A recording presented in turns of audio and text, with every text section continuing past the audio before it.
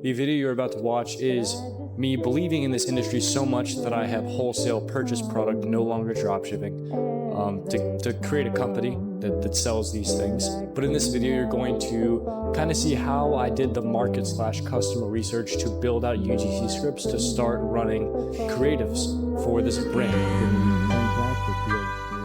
I saw it glitter as I grew and loved it. Why I never knew. I thought this place was heaven.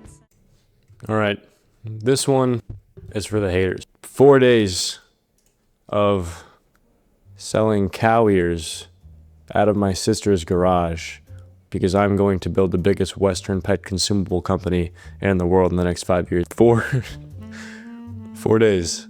This is my first batch of creatives that I made. This is one singular ad set. We had one do okay down here, but it didn't yield anything meaningful. My hit rate on this is insane. These didn't spend anything. Don't worry about these. A lot of these I just overthought and ended up turning off. But in particular, the last 4 days, this top ad set. And I'm putting this on the record right now. I don't need Calidata. I don't need your Claude VSL scripts. I need my understanding of direct response marketing and my unique spin I've been putting on things since I was 16 years old. This has been the quickest I've gotten something off the ground. We're already getting a bit overwhelmed when it comes to self-fulfillment, and I'm looking into a US 3PL warehouse as we speak. This video is going to be very informational. It's not just going to be like a pep talk, but I do want to get out of the way that I started YouTube in the first place to prove to you guys that the most irreplaceable tool that you have in business is your own creativity, your own brain. And I think I've proven that over the past couple of years. I have constantly had people make fun of me, call me slow in the way that I work, say that I'm crazy for doing this, crazy for not doing this, crazy for one thing or the other. But I've just kept doing well. I just kept doing well. And some of the people that make fun of me are still trying to do things they were trying to do 2 weeks ago. The best asset you have in business is your brain and your skill set, not Claude's skill set, not Higgsfield's skill set, your skill set. You can do anything that you want. You can sell anything that you want if you just do the due diligence to get good. If you want to do ecom, you're making a promise to yourself, whether you realize it or not, saying, I want my job to be ecom. You're not going to be jobless. You're going to be a business owner, and you need to be smart. Claude doesn't need to be smart. You need to be smart. Don't listen to anybody on the internet. Nobody knows what I've learned that nobody knows what they're talking about. I've done the opposite of what everybody's told me to do for the past 3 years, and I have accomplished more than I could ever wish to accomplish. You got to be a little different. You got to be weird. You got to be a little autistic about it. And that's the pep talk. So how in the world did I actually execute this? If you guys watched the last video, you saw me do a little bit of market research. Just understanding the basic things you need to understand before you begin selling whatever it is you want to sell. Where does the market stand? So how is the supply versus the demand? That's probably the most basic thing you've ever heard of. You learn this in like 3rd grade, I'm pretty sure, but a lot of people skip over it. How, if you were a customer and you wanted this product, how's the supply? How easy is this to get your hands on? For me, it's low. It's hard to get your hands on. Large quantity, wholesale required upfront. It takes a ton of money. And I threw up a couple creatives here. And here's exactly what I mean. So these are a couple, not just ads, but just visuals similar brands are putting on the internet to represent themselves. So they're by no means bad, but they don't represent anything. You don't look at this image and you don't think, hell yeah, like I want to be part of this. I want to be part of this brand. I want to purchase from this brand multiple times just from images. And to this day, I will say the best example of somebody doing that right is Marlboro. Marlboro cigarettes. Look at their creatives. I guess they weren't creatives back then. Look at their magazine covers and their posters back in the, I don't even know, dude, in the 90s, late 90s, I think. Just badass. You look at those and you're like, I want to smoke a Marlboro cigarette. And unfortunately, it got taken down. But incredible. So I went ahead and I generated media for the same products that made people go, wow, screw these guys. I need to be part of this guy's brand. Just a couple examples here. And you got to be, I don't care if you like me or not. You can't deny that this is not clearly better. 100% better. I mean, which brand do you want to be a part of as a customer? It starts on the visual. It all starts visually. You can look back on my channel as far as you want. I've been a graphic design guy for years now. That's where it starts. You know how to do this. You're at an advantage from the people uploading this. I promise you that. Pause. Break in the video. I have to share something with you guys. This might be the coolest thing ever. I made many videos on Atlas AI before, the Shopify app where you can build your own store in minutes using AI. And I've used all their great themes, but I've always had problems with some of their themes. Just little problems, just things that if I made the theme, it would be different. And that begged the question, what if I did make the theme? Well, boys and girls, I have my own Atlas theme. The Griffin theme is now officially live in expert templates. And boy, oh boy, is it good. Now, Ben's my boy. I love Ben. Never talked to Ant, but I like him too. Used to watch his TikTok ad videos back in the day. However, I think the Griffin theme takes the cake. This is a little preview. Everything that I could ever want on a theme is right here. It's absolutely fantastic. And right now we do have the most users. I'm not even getting paid for people using this theme at all, not a cent. I didn't even get notified when this theme was made. I didn't know. It just appeared here one day. And I thought, wow, isn't this fantastic? So, if you want to use the Griffin theme, click the first link in the description, install Atlas, and use the Griffin theme. Let's pump these numbers up. These are rookie numbers. Gotta pump them up. But when you do select the template, you guys probably already know how it works. Confirm selection, and it's going to build the store for us. This is what the Griffin theme looks like when you generate a product on it. Obviously, none of the media is replaced, but they also reworked the in-app editing, which I never did because I didn't like it, but now I do. Now it's very identical to Shopify, and just fantastic. I can't hate. It's my theme.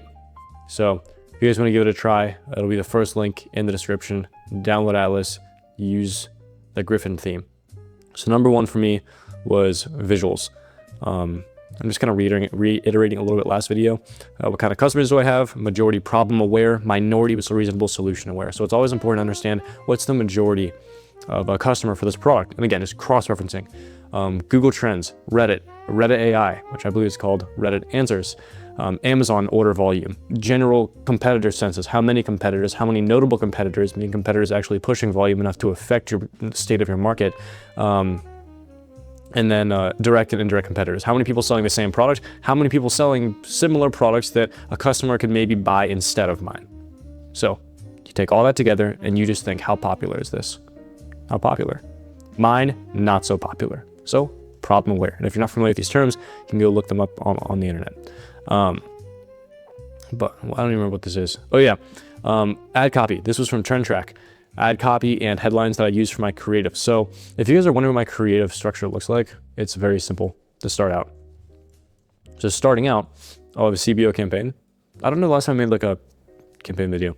I have no idea. I'll have a CBO campaign and I will start with 3 very diverse angles, or I like to call them mass desires. 3 extremely diverse mass desires. So like if somebody buys from mass desire 1, they wouldn't even understand mass desire 2. There's no way they would ever purchase from mass desire 2. They would have not resonated with it at all. 3 completely different mass desires. And then within each, 3 to 5 creatives, because I have not a lot of space on this whiteboard, I'll just do 3. But typically like 3 creatives. And then if people start asking about top funnel, middle funnel, back funnel, blah, blah, blah, you want to see in like a past videos, like make a top funnel campaign, middle funnel campaign. I don't do that anymore. I don't think it's most efficient, to be honest. I probably like unlisted the video where I talk about that because I did that for a little bit. Then I realized the most efficient way to run a campaign is just one singular CBO. That's it. That is the best way to do things. That's the way I'm probably going to be doing things for the very far foreseeable future. But if you wonder, as far as like top of funnel, middle funnel, back of funnel, it's not when you're just trying to launch something, it's not it's not as big of a deal as you may think it is. Let's say you have 3 creatives per mass desire. You can be a little intentional and be like, okay, I'll do 1 top of funnel and then I'll do 2 middle of funnel. And don't worry about back funnel when you're launching a new brand. I promise you, it's not too important yet. But just imagine this and then carry it over twice. You can do some kind of structure like that. You do want to make them with some intention of what portion of your funnel do you want these creatives to be in. Because if you have a setup like this, you at least have 1 top of funnel creative to lift up these 2. So it's quite helpful. Make it with some kind of intent. If you have 5 creatives, you could do 3 middle of funnel, 2 top of funnel, something like that. Just have some sort of split. And then as far as formats, I did 1 video and 2 statics for all of these. Typically it is a native static and then a fairly long video and a very nice middle of funnel-esque ad. Just like super, like it's very clear this is a creative. And I make very nice looking ads when it comes to middle funnels. I'm still getting my static game on point, but I feel like I'm pretty good. I feel like I'm pretty good at that. And that's just multiplied by 3. And then CBO, it depends on how confident you are in the product. I used to do them, I typically do them at 75 a day starting, but for this product in particular, I started at 150 because I was just so hyped to get it going, and all my content was custom. And yeah, I ran it at that point. If you guys want like a metric video, like how do I read metrics, comment, let me know. I can make a really good one. I'm very good at reading metrics and understanding when they're volatile, when they're not, when to turn them off, when to not. I feel like I'm very good at media buying. So if you guys, even like how to get your CPM down. My CPM when I launched this product was 180. Now it's $22 in a 4-day view, as you saw. So how did I do that? And I didn't even really change the creatives. How did I get the CPM down so much? Leave a comment. I might make a video on it. But very simple campaign structure. Don't overcomplicate it too much. So that's the campaign that I ran. And then don't be thinking why there's so many ad sets in your ad manager, in your ads manager. It's because these are all different mass desires. I just came up with more. And to be honest, I was really excited to launch this. So I kind of screwed up and I broke my rules, and I started with 5 mass desires. And then the day after launching, I thought of like 2 more that were honestly just kind of BS. I don't know. I really don't want to mess it up. So I was like, I need as much volume as humanly possible. I need so many ads. So I just made like 4 more random mass desires, and they were just so useless. I just ended up turning literally all of these off. So yeah, I ended up turning all those off. And the 3 original ones, one of them literally spent nothing, and the one got $50 in spend, and then the original got $17.88, and the rest were just completely useless. But that's how I set a CBO up. It's extremely simple. I don't suggest you go below 75 a day. Going above 150 a day starting, I don't know. I really don't. It's like I feel like this is all you need to just get some early signals. But that's the structure. That combined with just my funnel, which I'll show you guys eventually when the brand's done getting built out, right? Like let me put it in perspective for you guys. I got most of those conversions and most of my initial few sales without a product page. I had like the listing, and that was it. I had like one little graphic. Crazy fact about me, I test with a very small product page, like literally product photo, everything necessary on the right, delivery timer, urgency, offer, bundles, all that good stuff. But then below it, below the add to cart button, below the fold, reviews, and then maybe like one image with text section, and that's it. Because the biggest bottleneck a lot of brands have, at this point I have worked with and worked on probably over 150 brands at this point, and I've seen all their individual problems and all my individual problems. The biggest issue is traffic. It's on the creative side. People want me to audit landing pages, and their cost per click is $4 and their CPM is 180. Traffic is the biggest bottleneck. I found with me personally, traffic's my biggest bottleneck. If I can get traffic down, I am home free.